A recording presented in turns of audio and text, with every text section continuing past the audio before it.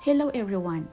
If you love to get closer to lakes, waterways, and beaches, you will see the different types of boats, big and small. Our painting reference for today is the boats in Clearwater, Florida. We apply the masking fluid first for details or areas to keep the whiteness of the paper.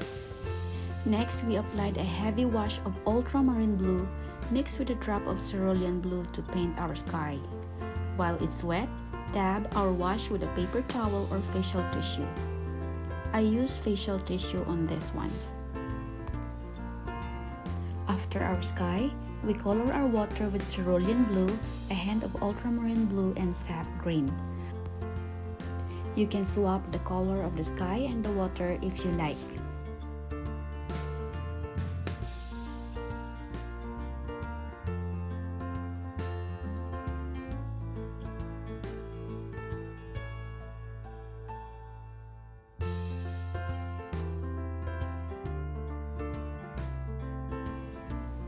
The big washes are the sky and the water, and the rest are the details.